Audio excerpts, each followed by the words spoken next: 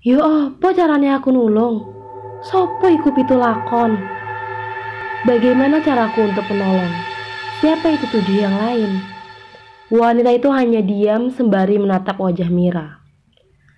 Pitulakon iku bencana sing bakal mau temoni mari iki. Waktune wis cedhek. Mbak iso nolong adikku ambek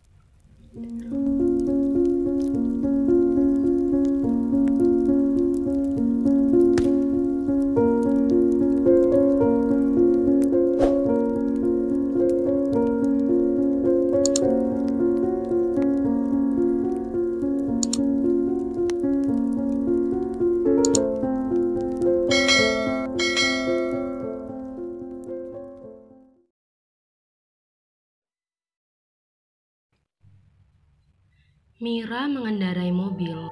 Jam menunjukkan pukul 5 sore. Setelah mendapat sedikit informasi yang bisa ia gali dari tempat kejadian perkara, Mira berniat langsung mengerjakan semua laporan tentang penemuan mayat tanpa kepala itu untuk deadline berita esok sesuai instruksi dari kepala redaksi Mbak Stella. Mira melangkah masuk, namun tiba-tiba perasaan tak enak itu muncul begitu saja. Mira berhenti di depan lift. Mira yang seorang diri merasakan sesuatu yang ganjil. Belum pernah Mira merasakan kantor tempat ia bekerja sesunyi ini. Seakan ini bukanlah kantor yang biasa ia lalui.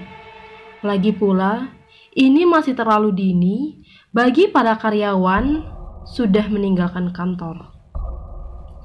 Mira membuang perasaan ganjil itu manakala pintu lift terbuka. Tanpa membuang waktu, dengan tas di punggung, Mira melangkah masuk. Ia kemudian menekan tombol lantai 7, lantai tempat di mana Mira biasa bekerja.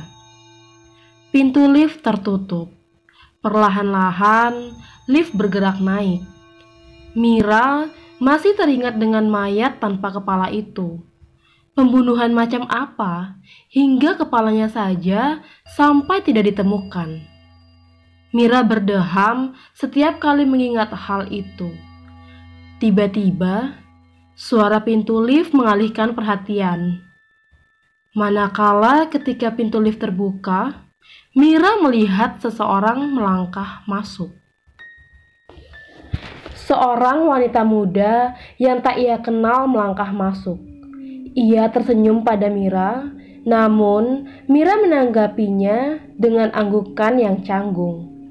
Mira melirik tombol lantai dan baru menyadari ia masih ada di lantai 3, tempat di mana kantor dari bagian lain berada. Si wanita berambut hitam panjang itu mengenakan blus merah dengan rok hitam, berbanding terbalik dengan pakaian Mira yang apa adanya, mengingat Mira sendiri ikut terjun ke bagian lapangan. Wanita itu lalu berdiri di samping Mira sebelum akhirnya ia menekan tombol lift di angka 9. Tak ada sesuatu yang aneh bagi Mira saat itu, kecuali saat tiba-tiba di dalam kecanggungan lift, Mira merasa aneh dengan wanita tersebut, yang lebih memilih untuk diam, tak bergerak sedikit pun. Hal itu semakin menguat saat Mira terus mengawasi wanita itu dari sudut pandang matanya. Ia sadar wanita itu hanya diam mematung, memandang pintu lift dengan tatapan mata kosong. Mira mencoba untuk tetap tenang. Ia memilih tak banyak bereaksi. Sejujurnya, ia sendiri selalu merasa tak nyaman bercakap dengan orang yang tak ia kenal, meskipun orang itu bekerja di perusahaan yang sama dengan dirinya. Suara pintu lift terdengar. Mira bersiap melangkah keluar saat tiba-tiba ia mendengar suara lirih dari wanita di sampingnya itu. Ia berbicara tentang Sang Angkara wis teka. Sang Angkara sudah datang. Mira tertegun sesaat, lalu menoleh melihat si wanita. Aneh, pikir Mira. Tatapan wanita itu masih kosong, namun ada senyuman yang tersungging di sudut bibirnya. Mira keluar dengan perasaan semakin aneh. Meski ia tak mendengar dengan jelas maksud ucapan wanita itu, namun Mira yakin ada sesuatu yang tiba-tiba mengganjal di dalam dirinya. Sesuatu yang selalu muncul di kepala Mira, namun selalu gagal ia gali. Lika-liku di dalam kepalanya benar-benar seperti labirin yang anehnya Mira tidak bisa jangkau seorang diri. Hal apa yang sebenarnya terjadi dengan dirinya? Mira terhenyak. Ia masih berdiri di depan pintu lift yang sudah lama tertutup. Mira berbalik menuju meja kerjanya, meletakkan tas dan mengeluarkan beberapa buku catatan dan jurnal tempat ia menulis informasi detail dari kejadian hari ini. Ditemukan mayat tanpa kepala di area perkebunan tebu. Setidaknya itu adalah headline yang terpikirkan oleh Mira saat ini. Namun, Mira masih belum merasa yakin apakah itu cukup untuk menarik perhatian dari pembacanya. Mira melihat jam tangannya sudah pukul 5 lebih. Ia melirik jendela di mana langit sudah mulai kemerahan. Tiba-tiba, Mira teringat dengar jurnal-jurnal di dalam tasnya. Ia mengambil jurnal khusus tempat biasa Mira menggoreskan catatan-catatan di luar pekerjaannya sebagai jurnalis. Ia mulai membuka satu persatu lembar yang ada di dalam jurnal, sampai tangannya berhenti di coretan kasar yang masih membingungkan bagi Mira sendiri. Janur ireng. Batin Mira menatapnya. Bagaimana bisa ia menulis catatan ini di dalam keadaan yang tidak sadar? Mira merogoh isi tasnya dan mengambil buku tua dengan sampul dari kulit kambing coklat, lalu membuka lembar pertamanya. Mira mencocokkan satu sama lain seperti sebelumnya untuk meyakinkan dirinya bahwa aksara Jawa yang terpampang di sana benar-benar sama.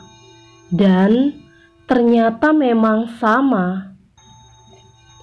Menghabisi nyawa seluruh keluargaku.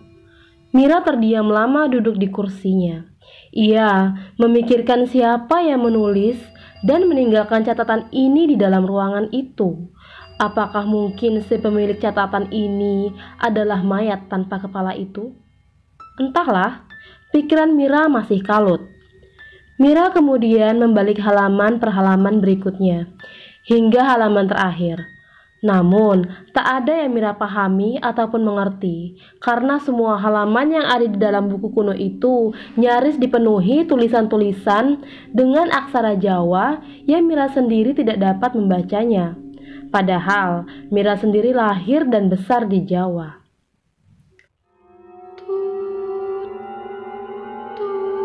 Suara telepon di meja tiba-tiba berbunyi, sampai membuatnya terlonjak. Namun dengan sigap Mira mengangkatnya. "Mir," ucap si penelpon. "Riko?" tanya Mira.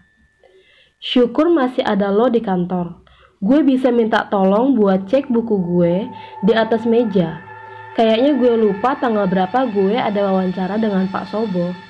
Gue butuh nih, bisa nggak?" Mira menoleh melihat meja Riko sebelum mengatakannya. "Buku warna hijau tua itu?" "Ya, betul sekali."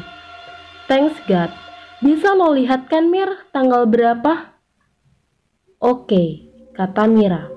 Ia berdiri dari tempatnya duduk, lalu berjalan perlahan mendekati meja Riko. Ia melihat buku berwarna hijau tua itu. Membuka lembar per lembar halaman saat tiba-tiba suara pintu lift terdengar. Ting tong. Mira menoleh melihat ke arah pintu lift. Ruangan tempat Mira bekerja sendiri adalah ruangan yang memang didesain dengan sedinamis mungkin sehingga meski dari meja para karyawan bisa melihat langsung ke arah pintu lift. Sehingga para karyawan yang bekerja di sana bisa tahu kedatangan dan kepergian seseorang dari segala sisi ruangan. Mira masih menatap pintu lift. Ia terpaku menunggu siapa yang akan keluar dari sana. Namun, anehnya, tak ada siapapun yang melangkah keluar dari sana. "Mir, gimana? Tanggal berapa itu?" Mira terhenyak, ia lupa bila Riko sedang menghubunginya. Mira kembali fokus pada buku di depannya. Melihat lembaran di atas meja, dan setelah mencari-cari akhirnya Mira menemukannya.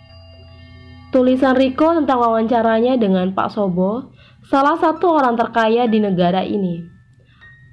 Tanggal 24 Agustus tahun 2. Mira melihat ke arah lift lagi.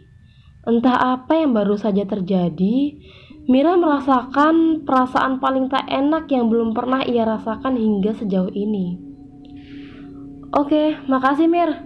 Gue berhutang sama lo. Ngomong-ngomong, kok lo masih ada di kantor sih?" Mira tidak mendengar apa yang Riko katakan.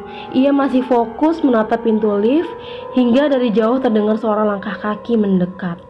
Seseorang baru saja masuk. Tap, tap, tap. Mira menatap bayangan hitam orang itu yang berjalan mendekat ke arah tempat Mira berdiri.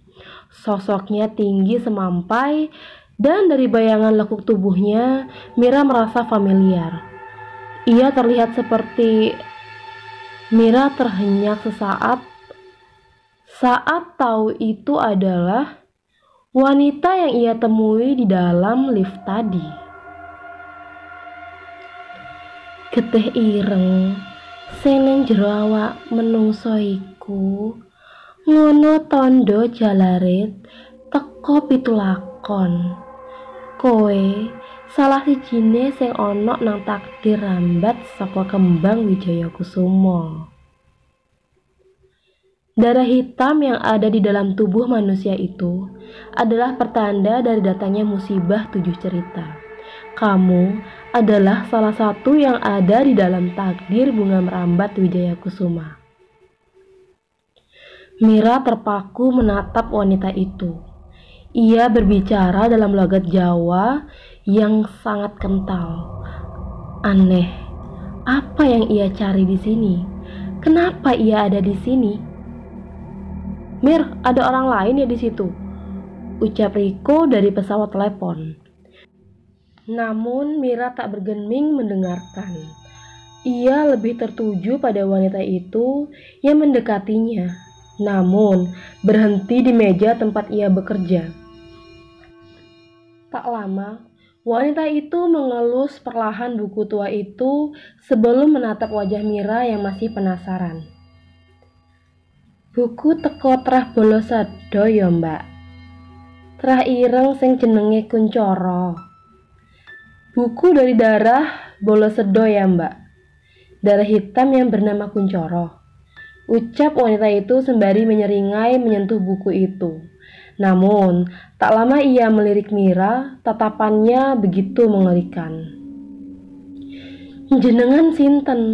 Ana urusan apa jenengan teng mriki? Anda siapa? Ada urusan apa Anda di sini?" Wanita itu masih tersenyum ganjil, membuat Mira bergidik ngeri. Satu tangannya seperti menyembunyikan sesuatu yang tidak dapat Mira lihat. Sementara tangan lain membelai buku itu sembari terus menyebut-nyebut tentang Kuncoro. "Mir, jancuk, jawablah. Ada orang lainnya di sana."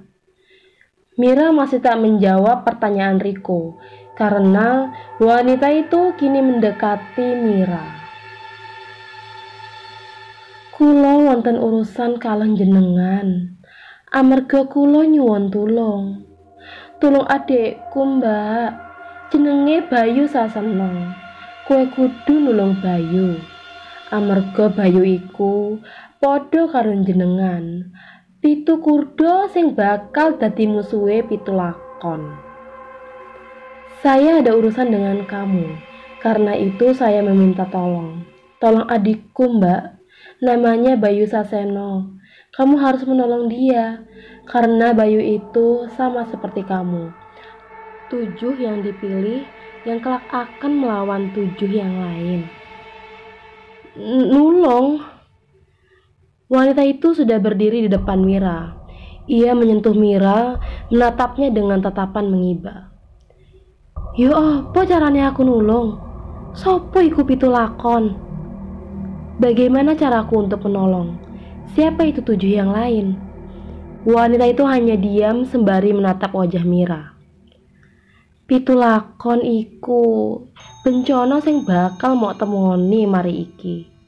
Waktune wis cedhek. Mbak iso nolong adikku ambek 7 yang aku maksud adalah bencana yang akan kamu temui. Waktunya sudah dekat. Mbak bisa menolong adik saya dengan... Wanita itu terdiam sejenak. Getihmu, darahmu. Mira baru menyadari bahwa di balik punggungnya ia menyimpan sebilah pisau yang ia ambil dengan tangannya. Ia langsung menancapkan tepat di bahu Mira. Mira yang terkejut tak dapat melawan banyak. Namun Mira berhasil mendorong wanita itu yang berhasil menarik pisau dengan lumuran darah Mira. Mira terhempas duduk menatap wanita itu yang tertawa sinting di depan Mira. Ia menjelati darah itu sebelum menyayat pergelangan tangannya sendiri dan membuka buku itu dengan cara membabi buta. Lembar per lembar ia buka seperti tengah mencari sesuatu. Saat ketika ia berhasil menemukan halaman yang ia cari, ia mulai mengoles darahnya juga dengan darah Mira dari pisau itu, menuliskan sesuatu di dalam lembaran kertas itu. Sesuatu yang Mira tak tahu apa yang ia tulis sebenarnya. Setelahnya, wanita itu melihat Mira lagi dengan tatapan sinting. Mira bergerak mundur, takut bila ia akan menyerangnya lagi. Sementara rasa nyeri sudah menjalar di tubuhnya. Mira, ada apa? Kenapa lo teriak begitu? Mira baru sadar, Riko masih terhubung di ujung telepon. Dengan cepat Mira menyambar lalu berbicara pada Riko. Tolong gue baru aja ditusuk pisau sama seseorang. Tolong gue, Rik, ucap Mira. Kesadarannya perlahan mulai menghilang, namun Mira masih bisa melihat wanita itu. Ia mendekati Mira perlahan-lahan sembari tetap menatap dengan pandangan yang menyeringai. Mira berusaha bergerak mundur, namun tubuhnya sudah lemah lunglai akibat banyaknya darah yang sudah keluar dari dalam tubuhnya. Mira, gue bakal minta bantuan. Lo lakuin sesuatu yang bisa bikin lo tetap hidup, Mir. Si wanita merebut gagang telepon lalu menutupnya. Ia kemudian meletakkan buku itu di depan Mira, lalu berbisik lirih. Ngapunten, kula kudu ngene. Iling-ilingen, Mbak. Bayu Saseno. Jenenge iku kudu mok goleki. Maaf, saya harus melakukan ini. Ingat-ingat, Mbak. Bayu Saseno. Nama yang kamu cari setelah ini. Setelah meletakkan buku di depan Mira, wanita itu melangkah mendekati jendela. Ia kemudian menaiki rangkaian besi di sekitarnya. Mira terpaku tahu apa yang akan dia lakukan. Mbak, jangan Mbak! Mbak, teriak Mira. Mira berusaha bangkit, memaksa tubuhnya untuk berdiri. Namun ia gagal. Seluruh persendiannya sudah lemas. Bahkan sebagian tubuhnya sudah tak dapat digerakkan. Sesuatu yang seharusnya Mira bisa hentikan, namun rupanya menjadi pemandangan terakhir yang harus Mira saksikan saat wanita itu melompat begitu saja keluar dari jendela tepat dari lantai 7 tempat Mira berada. Perlahan semua menjadi sunyi senyap. Mira melirik buku itu yang diletakkan tepat di hadapannya. Terbuka satu halaman dengan coretan darah kental. Di atasnya tertulis sebuah bentuk kalimat yang Mira tak mengerti sama sekali.